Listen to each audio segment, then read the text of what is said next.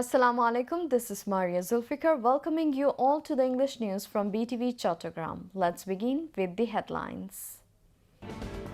National Citizen Party NCP to work for establishing Second Republic, says NCP convener Mohammad Nahid Islam.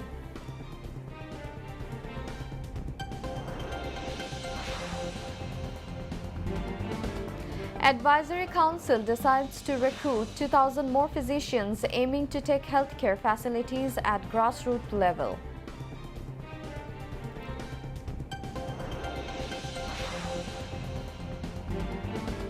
Commission for probing enforced disappearances initially completes inquiry into 1,000 allegations out of 1,752 complaints.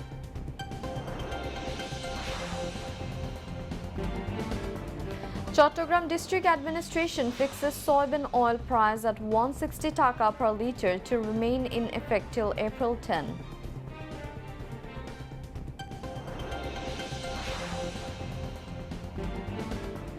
Arab leaders meeting in Egypt's capitals focusing on Gaza's reconstruction while Israel demands demilitarization.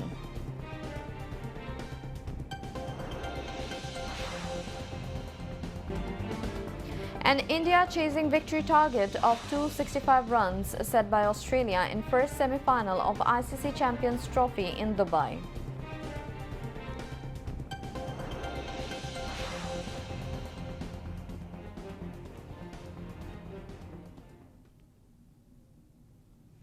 Viewers, those were the headlines. Now moving on to the details. Leaders and activists of the Jatiyo Nagorik Party or National Citizen Party NCP paid floral tributes at the National Memorial in Savar today. Members of the committee of the newly formed political party led by its convener Mohammad Nahid Islam thronged the memorial in the morning to pay homage to the martyrs of the Great Liberation War.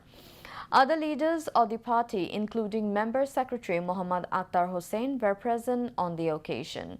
After paying homage, Mohammad Nahid Islam said his party will work for establishing a second republic. He said the NCP wants the national and Ganaporishad elections at a time, seeking support for people of the country. Member Secretary Akhtar Hussain said, Bangladesh will rise globally with its head high. Later, leaders of the NCP offered ziyarat and the graves of the martyrs of July uprising at Raater Bazar killing ground in the capital. Meeting of the Advisory Council of the Interim Government was held at Chief Advisor's office in the capital today, with the Chief Advisor Professor Dryunus in the chair. The meeting decided to recruit 2,000 more physicians aiming to take healthcare facilities at the grassroots level. The Council took 135 decisions and a periodical review committee found that 92 decisions out of 135 have already been implemented and implementation rate is about 68%. The Bangabandhu Sheikh Mujibur Rahman International Peace Award was cancelled in the meeting. Although the policy for the award was finalized during the Amali government, no one had yet been conferred with it. Members of the Advisory Council took part in the meeting. Besides, secretaries of the ministry concerned and high officials were present. The Commission for probing the incidents of enforced disappearances has initially completed inquiry into 1,000 allegations out of 1,752 complaints. Chief of the Commission, Justice Moinul Islam Chaudhary, said this at a news briefing at the Commission office in the capital today. The briefing was organized to give updates on the inquiry involving the incidents of enforced disappearances. Justice Moinul Islam Chaudhary said they have received a list of 1,067 Bangladeshis staying in Indian jails. The Commission is investigating if any one of them was the victim of enforced disappearance. He went on saying that the offences of law enforcers relating to enforced disappearances will be treated as individual criminal activity. Member of the Commission, Noor Khan, said the Commission has noticed a secret jail in Bogra police lines which might have been built in last 10 to 12 years.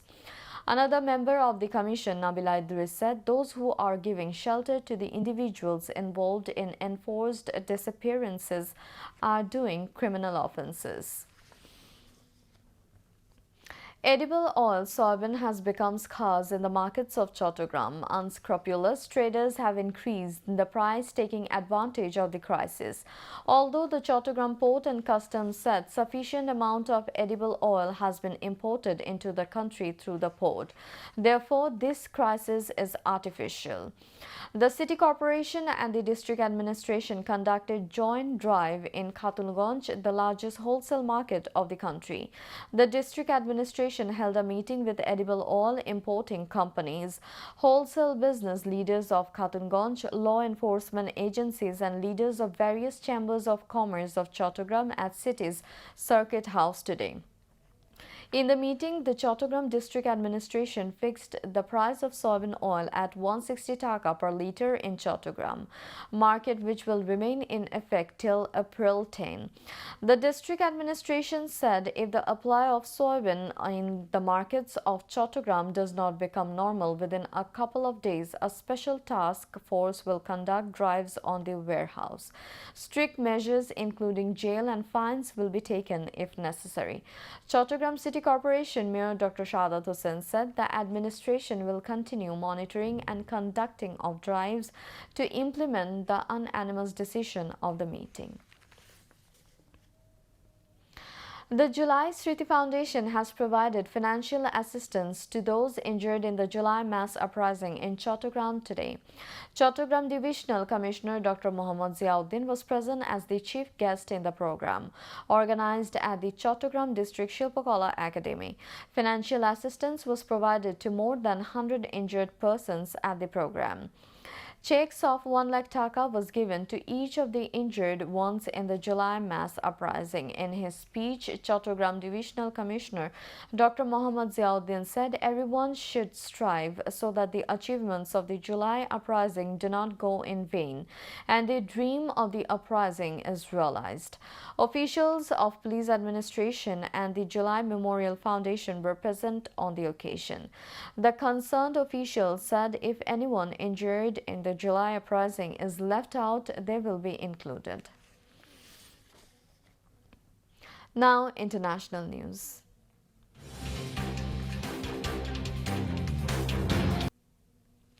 Arab leaders are meeting in Egypt's capital for a summit focusing on Gaza's reconstruction.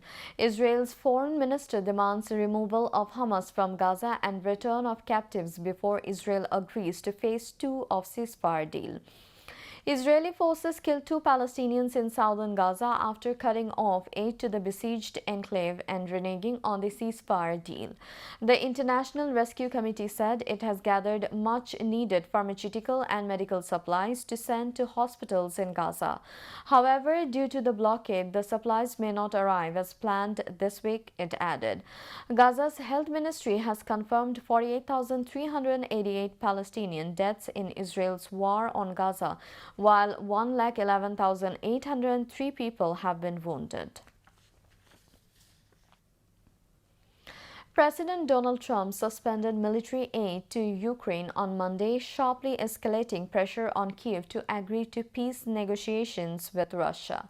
The move comes just days after a stunning public clash at the White House between Ukrainian President Volodymyr Zelensky and Trump, who is seeking a rapid end to the war. A White House official said the president has been clear that he is focused on peace. They need their partners to be committed to that goal as well. The official also said they are pausing and reviewing their aid to ensure that it is contributing to a solution. Trump earlier on Monday said that such a pause had not yet been discussed but did not rule it out. He also suggested that Zelensky won't be around very long without a ceasefire deal with Moscow. Immediately after Russia began its invasion of Ukraine, the major powers of Europe seized a huge amount of Russian financial assets in their countries.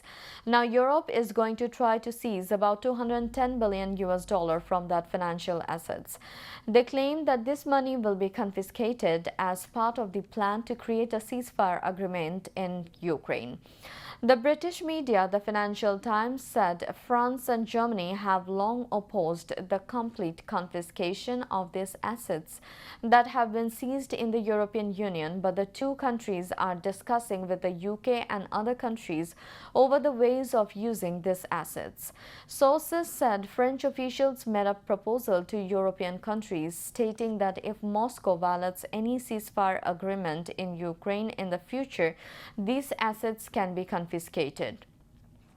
European leaders believe that this could be a safeguard to ensure post-war security for Ukraine.